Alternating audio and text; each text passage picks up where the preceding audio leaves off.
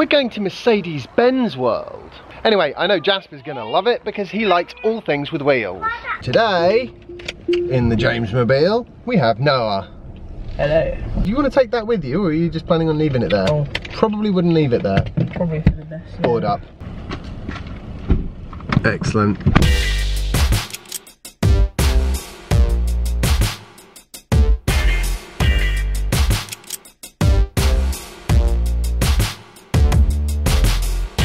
I think I'm going to start my vlogging now.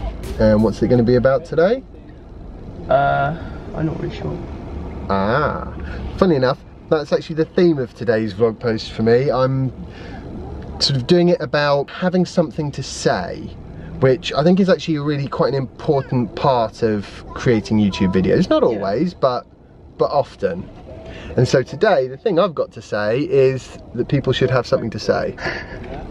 Right, let's get going. We're holding everyone up.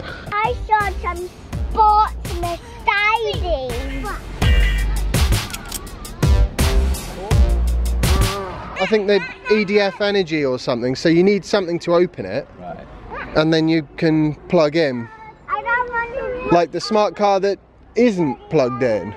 Terrible. I'm not even sure these ones are working. Do you think sometimes these places just have these smart charging bays more for the look of it than for the actual practice? Yeah, 100%. Jasper, hold up, monkey.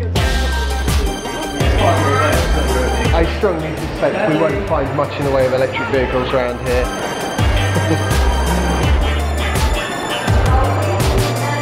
It's like a boat. I normally hate green.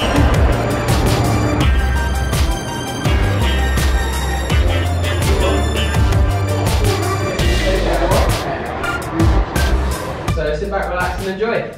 Where is it? Mercedes-Benz World opened in 2006 at Brooklands, the birthplace of British motorsport, and a suitably historic venue because the history of Mercedes-Benz is the story of the motor car itself. In 3.9 seconds, at a top speed of 155 miles per hour, while creating zero emissions. It even produced its first fuel cell car as long ago as 1994. The best or nothing.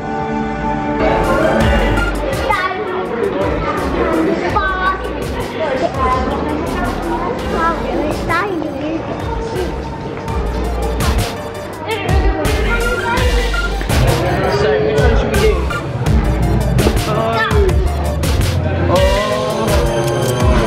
Oh, good one, good one. Oh, careful, Jasper.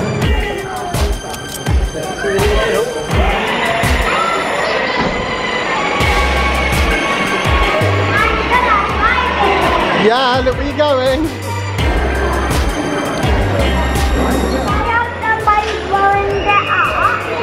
So you can see all the little bits. So where are you going to take us, Jasper? Mercedes, I would like an electric version of that, please.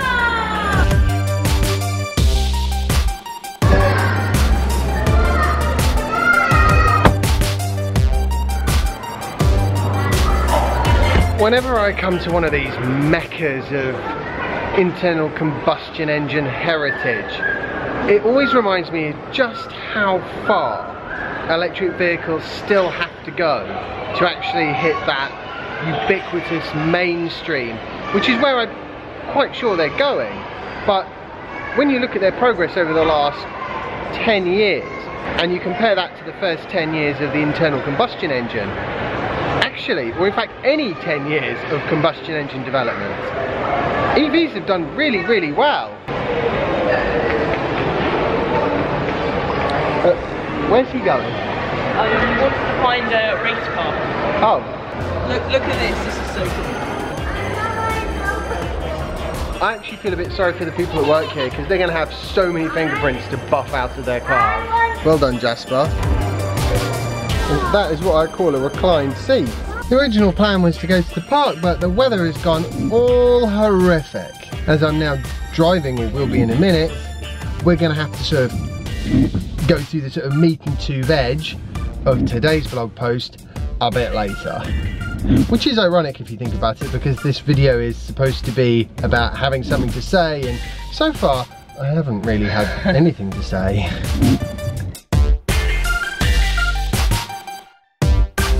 Well, we've arrived back home and turns out Justin's gone to the shops and we don't have the key, so this seems like a pretty good point to talk about what I was going to talk about today. I see loads and loads of videos on YouTube. They often lack any kind of story, any narrative. So for example, like, you know, maybe if you do a search on something like Evolve skateboards, you'll find, you know, loads of videos, just some cool shots of them riding along. Cool shots plus music. It's only enjoyable to a point, and you wouldn't subscribe, you'd just enjoy the video and move on. I think that's what I need to work on in my vlogs and that, because I'm getting somewhere a little bit, but normally if I do a vlog, I'd only film it if there's something exciting, and then if I have something I really want to talk about, I'd like make it as a separate video, but I need to kind of like work on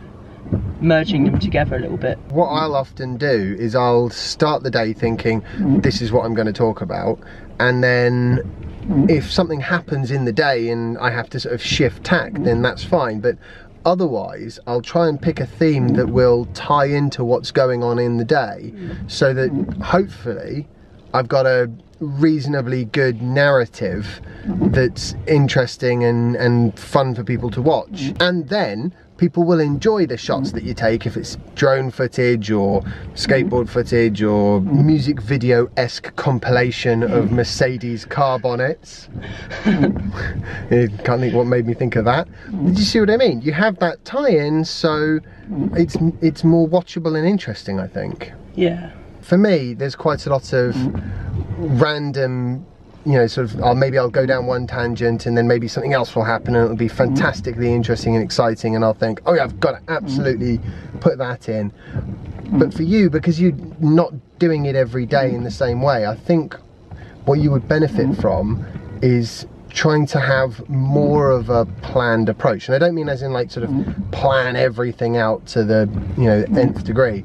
Yeah. What I mean is just have a almost kind of picture the end result of what you want to shoot and the kind of shots you want, and then go out and just try and bear that in mind. You know, having that picture of what you would consider to be an interesting post ahead of actually shooting it and doing it gives you that ability to go, that shot's likely to work, that shot not, because I know that doesn't work. You know, you won't even consider doing that, so you'll know when to get the camera out and when not to. I do find it a bit annoying sometimes that I don't have the time to set things up and do them properly, because I've got to just get on with life. Like, in an ideal world, rather than having this conversation here, I'd have rather stood in the rain.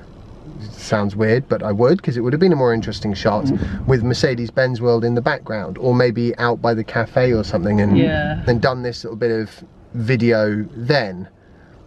But if I'd done that, then it would have been inconvenient and annoying for everyone. So right, I've just seen Justin arrive back. Oh, nice. I think today's video is probably more or less going to be over. I'm just sort of distracted by life, and I'm not ready to put in the vlog why I'm distracted. So I hope you've enjoyed today's vlog post. If you have, remember to like it, share it and subscribe if you haven't already, and check out Noah's channel as well, because it's awesome and it's getting better all the time.